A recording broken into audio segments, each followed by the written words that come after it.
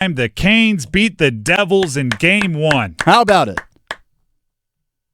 You know what this is?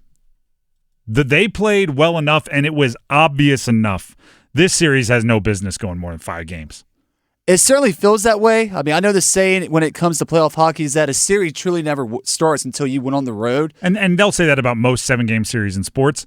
There was more than a home court advantage, home ice advantage difference between those two teams when they played yesterday afternoon on Easter. Simply put, Carolina just looked focused, and New Jersey looked like they were playing game 83. And what I mean by that, they looked like they were just treating it like another regular season game in terms of sleepwalking, sleep skating, however you want to phrase it. Like that's just that's how it came across to me. Here's where I'm going to push back on what you said, and this is kind of the difference.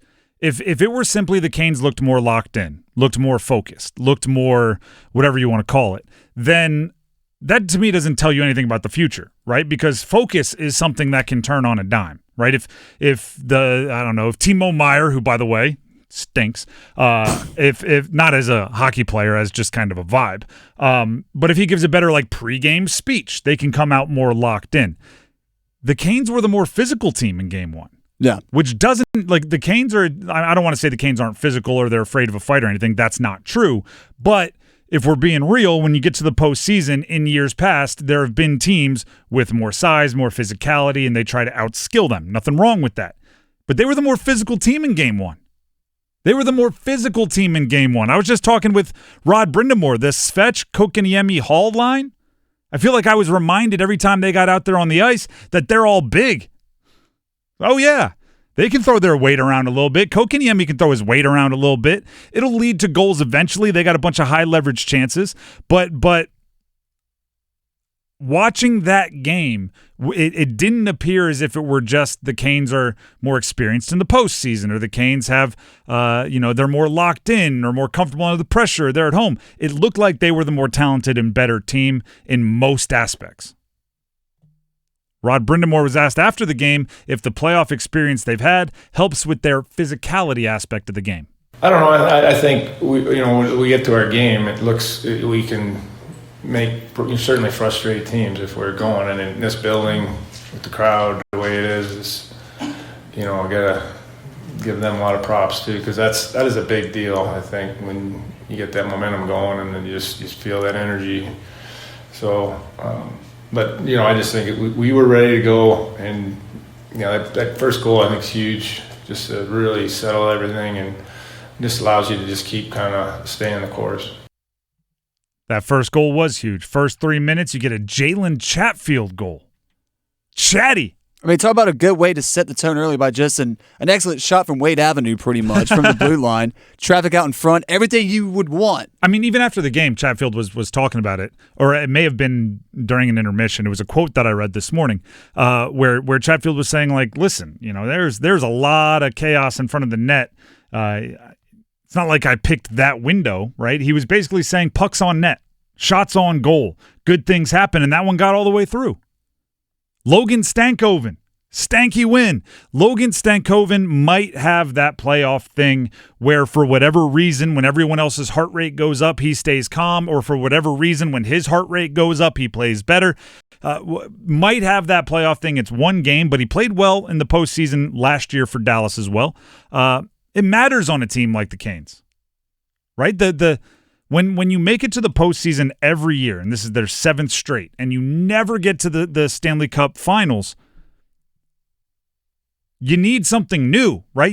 What are we doing differently here? Stankoven scoring 2 goals right at the start feels fresh. Freddie did well. And honestly, the goal he gave up, not the best goal to give up, right? It's not like you just tip your cap and say, nice shot. Probably, I would have liked to have seen him make a better play on it. But I do think even that came with a silver lining of keeping everyone locked in all the way until the empty netter by Svech. Right? It didn't allow anyone to take a breath, which I thought was good. Again, you don't want to give up the goal, but if you do, you can find a silver lining. And goodness gracious, do you know what I'm learning? Canes fans are still rooting so hard for Andrei Svechnikov.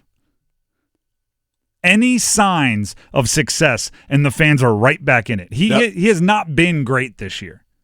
right? And we've talked about some of the like GPS numbers, the miles per hour and stuff. He's not as explosive as he once was for whatever reason. Could be the injuries, could be age, could be he's concerned. I don't know, right? I'm not going to sit here and prognosticate why, but there's the production is down, all of those things.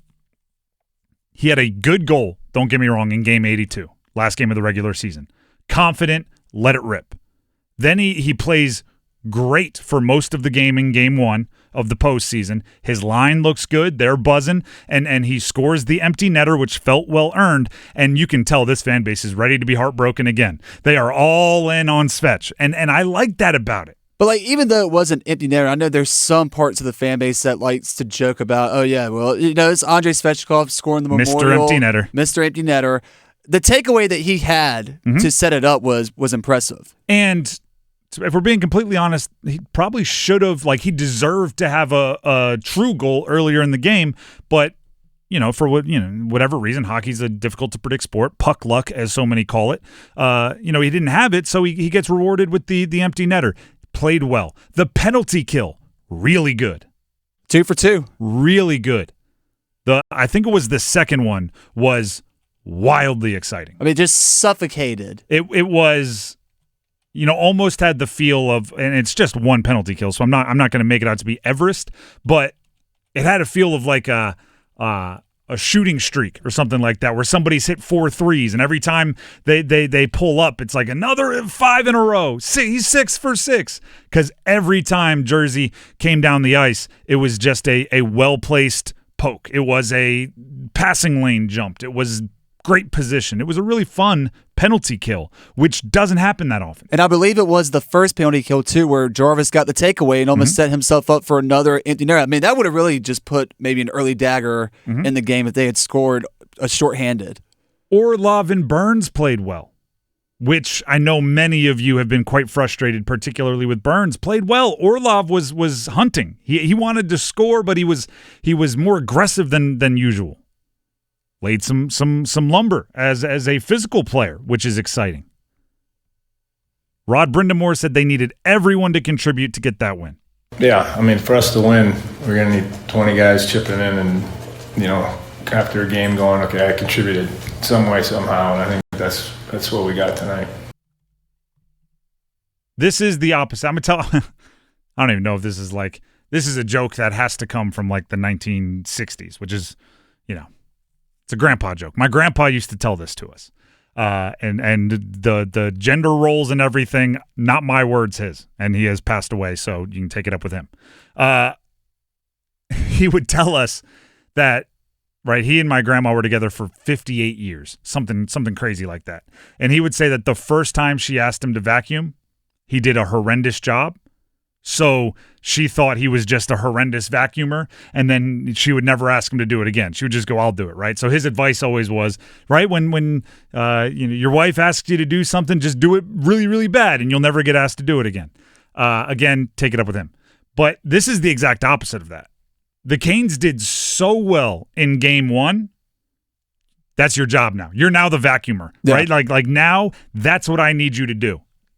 And if you fall a couple percentage points short of what you did in game 1, I'm fine, because that was an exceptional game 1. But now we know what you're capable of. You showed us, so we're not going to ask less of you from this point forward. I mean, this might sound like a silly question, Tim, but does that win last night, 4-1 win, dominant fashion, game 1 of the Stanley Cup playoffs, does it feel almost like it justified their performance in April? And 2-7, and I know 2 of those losses were with rookies, but almost like, all right, this team does know that when the rubber meets the road, they can step up. It does for the first series. Everything I've talked about has been in relation to the Devils. Because, I mean, let's be real. Devils without Jack Hughes are not the Devils. And the Devils without Jack Hughes, and then they lost Glass for a little bit. They lost Dillon. They lost the other Hughes for a little bit. That's a team that the Canes should be, and they looked like it. Now, if they show up in round 2, which could be the Caps, and they're not as in rhythm, I don't know if you look back and say it's the end of the regular season, but it does appear as if the decision-making at the end of the regular season pushes towards the postseason series 1 as if they're completely prepared and they didn't lose any of their edge. If they go on to not play well in this series, which would be very frustrating, I'm not blaming it on the end of the regular season. I'll find something else to blame it on because they came out swinging, which I appreciate.